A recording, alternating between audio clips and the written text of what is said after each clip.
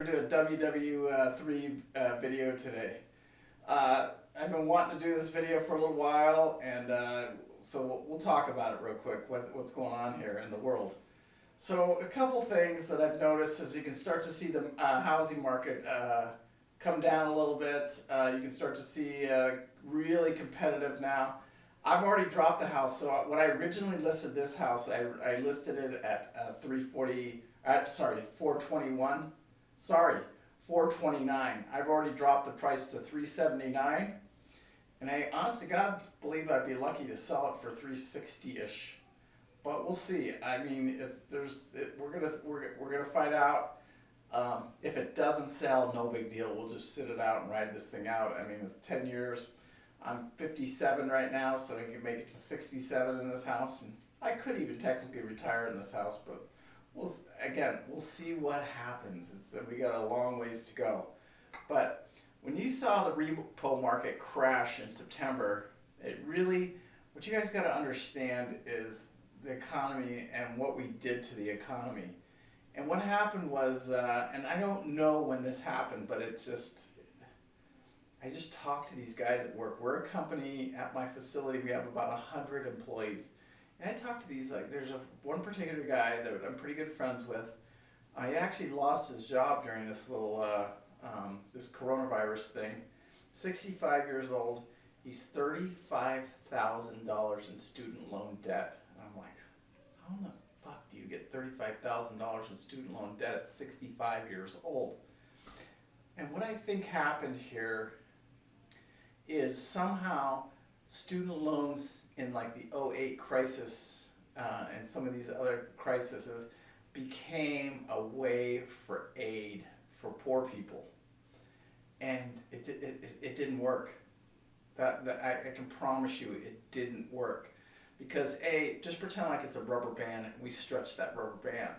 Now that rubber band, we broke it. It is absolutely broken. If you take all the $15, $18, $20 an hour people, you gave them all student loans 5, 10, 15 years ago. Now the coronavirus hits, they already can't make their bills, they live paycheck to paycheck, and you're going to hit them up for a $300 freaking student loan payment that they couldn't afford and they should have never got in the first place. When I got my student loan in 1982, it was for $5,000.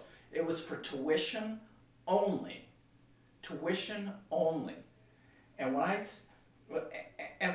I got out of school, let's go back here a little bit. So I paid the tuition with that. I got on my fucking bicycle. I drove to my job every single night, which was at a gas station, on my bicycle. And then from there, I was at school at 8 o'clock in the morning. That's how I paid my rent and ate. I did not use any of that money to live on. And I think these student loans have changed so much that people depend on them and try and survive off of them in times of need, not just as a student. And even the students abuse them. And they're so far, everybody's in student loan debt. I just, 3/4 of the guys at work, there's not a person, I don't think at my work, except me and probably 10 of us, that don't have any student loan debt. I paid my student loan off. I was $5,000 when I got out of school, and I paid it off the 2 years after I was out of school. I said I'm not going to make this payment. I don't want to owe the government any money. But I think that all changed. And this rubber band that we're going to see here, and why this economy is, it has to go down. The prices of the houses have to go down, because you've got a bunch of $15 an hour workers. They can't afford these houses. I mean, I'm talking to this one guy at work in particular. He's a younger guy. He's under 30 years old. And, he has student loan debt. He's never been to school in his fucking life. He doesn't even graduate from high school, but somehow he's got student loan debt. Didn't even ask him what his payment is, because it's just ridiculous. It's such a fucking joke to me. So then he has a truck payment. He has a $1,400 mortgage payment. He just bought his house, I don't know, 3 months ago, I think before Christmas. So he has a $1,400 house payment. He has a student loan, he has a truck payment, and probably a credit card payment. He doesn't have a job now. How does he make that payment? So what my point to you is that when this repo market crashes here, nobody can make these student loan payments anymore. And also the people, the 65-year-old guys, they're starting to die off. they start to die off with 30, 25, 30, 40, $50,000 in student loan debt. Who pays it off then? Nobody.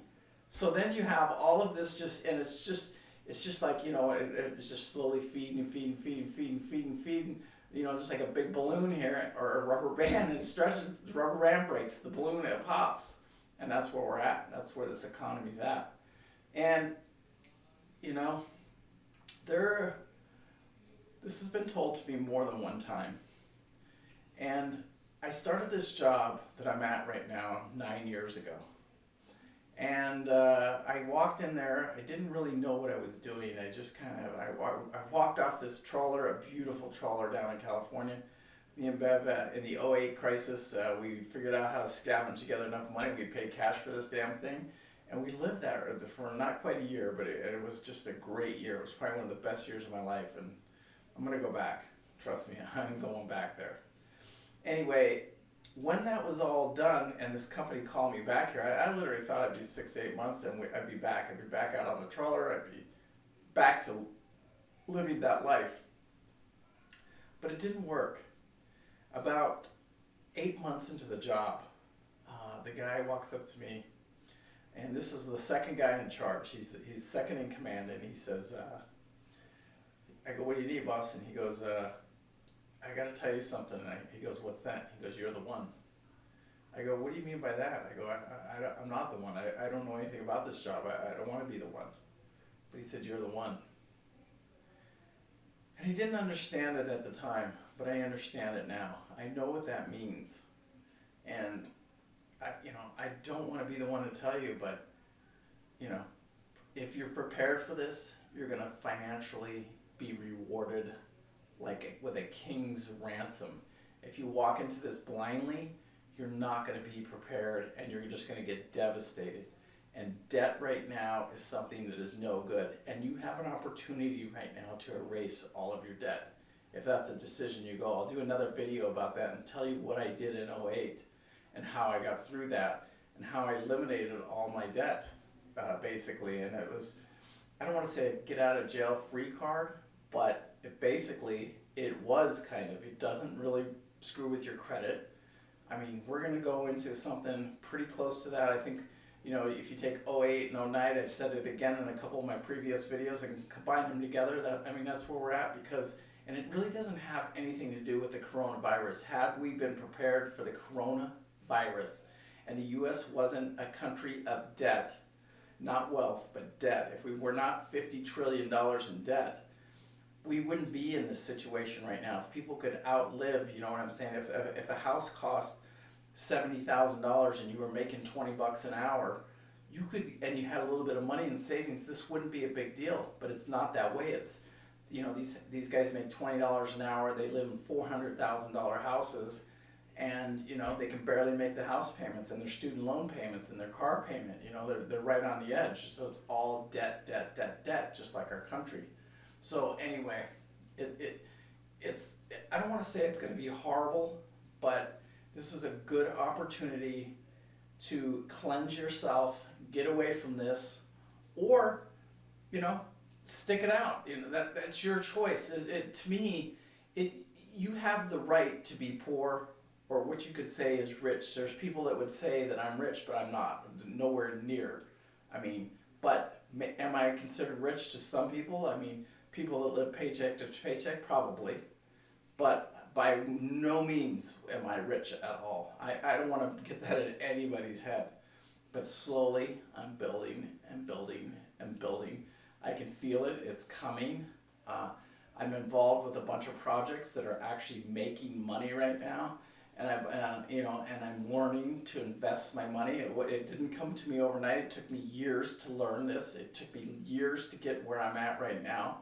And I'm not afraid. I'm prepared. I know what's going on. I don't live in fear. I'm not worried about the bank coming to take my house or my car or my motorhome or my UTV. I was prepared for it. You know what I'm saying?